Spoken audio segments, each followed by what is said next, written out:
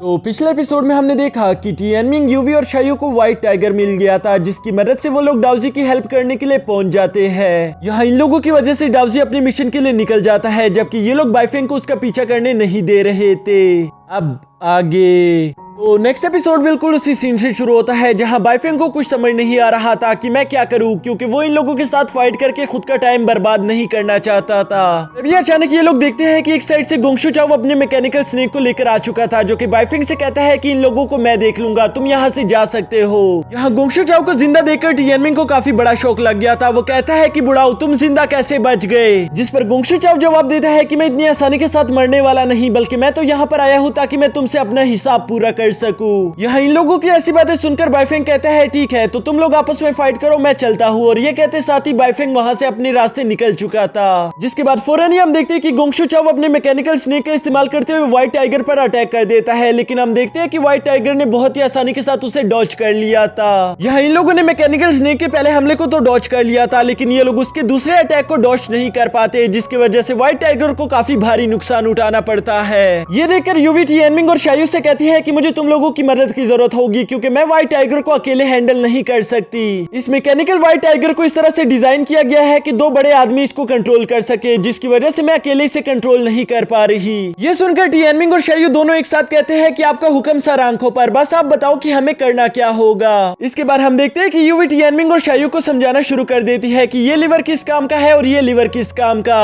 साथ ही साथ वो इन दोनों को ये भी बता देती है कि तुम लोगों को मेरे ऑर्डर्स के मुताबिक चलना होगा, जब मैं बताऊं तो तुम्हें वही लीवर प्रेस करना है। यहाँ यूवी अभी टियानमिंग और शायू को अच्छे से समझा ही रही थी कि तभी गोंगशू चाओ अपने मैकेनिकल स्नेक का इस्तेमाल करते हुए दोबारा से उन पर अटैक कर देता है, लेकिन इस बार इन्होंने बड़ी आसानी के साथ डॉज कर लिया था। और साथ ही साथ ये लोग यूवी के कहने पर दूसरी तरफ भागना शुरू कर देते हैं, जबकि गोंगशू चाओ ने भी अपने मैकेनिकल स्नेक पर उनका पीछा करना शुरू कर दिया था। यहाँ ये लोग भागते भागते मैकेनिकल स्नेक से काफी ज्यादा दूर आ चुके थे, जबकि गोंगशू चाओ चिल्लाकर उनसे कहता है कि तुम लोग भाग सकते हो, लेकिन तुम लोग मुझसे बच नहीं सकते। जो कहते हैं साथ ही हम देखते हैं कि उसने बड़े बड़े चट्टानों का इस्तेमाल करते हुए इन पर अटैक करना शुरू कर दिया था, और ये लोग बहुत ही ज्यादा मुश्किल से उन चट्टानों के साथ खुद को बचा रहे थे। इसी तरह ये लोग उन बड़े बड़े पत्थरों को डॉज करते हुए आखिरकार एक खाई में उतर आए थे, जहां मैकेनिकल स्नेक भी इनका पीछा कर रहा था। इस खाई की गहराई में आने के बाद अचानक से शायू कहता है कि मुझे यहाँ पर कुछ अच्छा फील नहीं हो रहा, क्योंकि ये मैकेनिकल स्नेक के लिए फाइट करने के लिए काफी ज्यादा अच्छी जगह है। हमें अंदाजा भी नहीं होगा कि आखिर वो कहाँ से अटैक करने वाला है, क्योंकि वो अब हमारे पीछे भी नहीं आ रहा। यहाँ शायू की ये बात सुनकर टियानमिंग फौरन से पीछे मुड़कर देखना शुरू कर देता है, जिसके बाद वो कहता है कि हाँ, तुमने बिल्कुल सही कहा, वो हमारे पीछे नहीं आ रहा, शायद उसने हार मान ली होगी और इसी वजह से शायद वो वापस चला गया।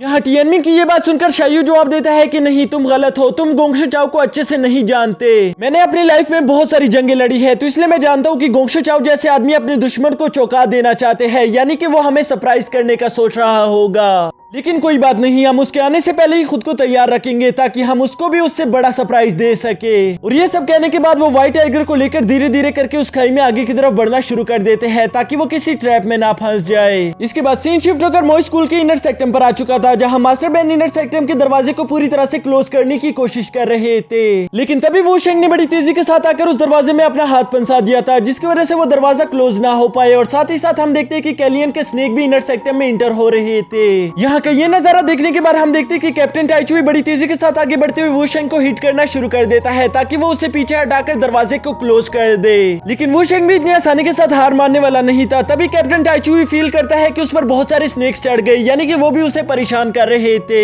जिसकी वजह से गाओ जियानली ने उसकी मदद करने के लिए अपनी आईसी टेक्निक को एक्टिवेट कर लिया था। और इसी वजह से हम देखते हैं कि वहां पर धीरे धीरे करके सारी जगह फ्रीज होना शुरू हो गई थी। साथ ही साथ कैप्टन टाइचुई की बॉडी पर जितने स्नेक थे वो एक साथ ही फ्रीज हो जाते हैं। इसके अलावा वुशेंग की बॉडी भी धीरे धीरे करके ठंडी हो रही थी, जिस मौके का फायदा उठाकर कैप्टन टाइचुई वुशेंग को एक जोरदार हिट कर देता है। इस हिट की वजह से हम देखते हैं कि वुशेंग फौरन से पीछे हट गया था। यहाँ इनर सेक्टम का दरवाजा भी क्लोज होने ही वाला था कि तभी वुशेंग बड़ी तेजी के साथ अपना हाथ इंटर करते हुए कैप्टन टाइचुई को बाहर की तरफ खींच लेता है, जो देखकर इनर सेक्टम में मौजूद उनके सारे दोस्त काफी चौंक गए थे, क्योंकि उन्हें मालूम था कि कैप्टन टाइचुई अकेला उन सब का सामना नहीं कर सकता। यहाँ बाहर की तरफ हम देखते हैं कि वुशेंग ने कैप्टन टाइचुई को गले से पकड़ा हुआ था और साथ ही साथ वो उसको मारने की कोशिश करता है। है, जिस पर कैप्टन टाइचुई ने अपनी ताकत का इस्तेमाल करते हुए उसका हाथ तो रोक लिया था, लेकिन इस मौके का फायदा उठाकर कैलियन उसे जान से मारने की कोशिश करती है। यहाँ कैप्टन टाइचुई पूरी तरह से बेबस दिखाई दे रहे थे, यानी कि उनका मरना तय था कि तभी अचानक हम देखते कि मिस जीनू वहाँ पर बाहर आ चुकी थी और वो उसकी जान बचा लेती है। यहाँ मिस जीनू की वजह से हम देखते हैं कि कैप्टन टाइचुई खुद को छुड़ाने में कामयाब हो गया था और ये दोनों अपने दुश्मन के सामने खड़े हो जाते हैं। यहाँ साथ ही साथ ऊपर की तरफ हम यूनफो को देखते हैं जो कि इन दोनों पर चुपके से अटैक करने ही वाला था कि तभी गाओ जियानली अपनी आइस पावर से उसे पीछे हटा देता है। इसके बाद यहाँ का ये सीन काफी ज्यादा कूल दिखाई दे रहा था क्योंकि एक तरफ 3 दुश्मन खड़े हुए थे और दूसरी तरफ हमारे 3 हीरोज, जिस पर गाओ जियानली कहता है कि शायद अब वक्त आ चुका है कि हमें एक दूसरे के साथ फाइट करनी ही होगी और ये लोग एक दूसरे से फाइट करने के लिए पूरी तरह से तैयार खड़े हो गए थे।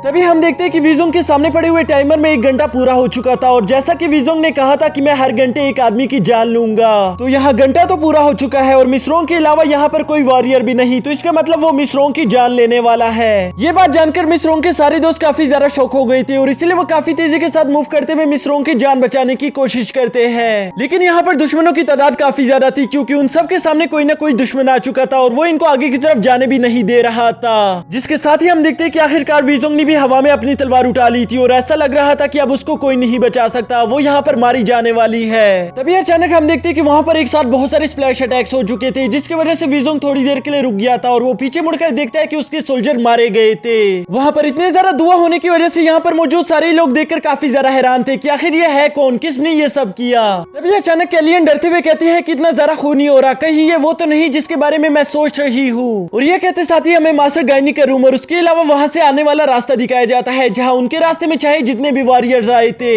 उन्होंने वहां पर उन सबको बेरहमी से मार डाला था और वो इसी तरह करते करते आखिरकार इनर सेक्टम तक आ पहुंचे थे। यहाँ मास्टर गायनी की ये कूल एंट्री देखकर वीजोंग भी काफी ज्यादा शॉक हो गया था, जबकि दूसरी तरफ मास्टर बेन ये देखकर काफी ज्यादा खुश हो जाते हैं। वो कहते हैं कि मास्टर गायनी आ गया, अब हमारी मैकेनिकल सिटी और मिसरोंग को कुछ नहीं होगा, वो यहाँ पर मौजूद सारे लोगों की जान बचा लेंगे। जबकि यहाँ मिसरोंग भी मास्टर गायनी को देखकर काफी ज्यादा खुश हो गई थी और दूसरी तरफ मास्टर गायनी भी सीधा सीधा मिसरोंग को देख रहे थे। यहाँ वीजोंग ने मास्टर गायनी के सच्चे प्यार को अपना बंदी बना लिया था, जो देखकर मास्टर गायनी को काफी ज्यादा गुस्सा आ रहा था। जबकि दूसरी तरफ वीजोंग अपने सामने मास्टर गायनी को इतने सालों बाद देखकर थोड़ा थोड़ा मुस्कुराना शुरू कर देता है। उसको मास्टर गायनी और अपनी पहली मुलाकात याद आ गई थी, जब मास्टर ने इन दोनों को बताया था कि तुम दोनों आगे चल के एक दूसरे के दुश्मन बन सकते हो, और साथ ही साथ उन्होंने ये भी बताया था कि तुम दोनों की किस्मत में ही एक दूसरे से टकराना लिखा हुआ है, तो इसलिए तुम दोनों में से एक जरूर हारेगा और एक जीत जाएगा। लेकिन जरूरी यह है कि तुम दोनों में से जो भी जीतेगा वो यहाँ पर मेरी जगह ले सकता है, यानी कि वो घोस्ट वैली का न्यू मास्टर बन जाएगा। जिसकी वजह से वीजोंग मास्टर गायनी की तरफ अपनी तलवार पॉइंट आउट करते हुए कहता है कि जीतना ही तो मायने रखता है, तो आज साबित हो जाएगा कि हम दोनों में से पावरफुल कौन है। यहीं पर हमारा यह एपिसोड भी खत्म हो जाता है।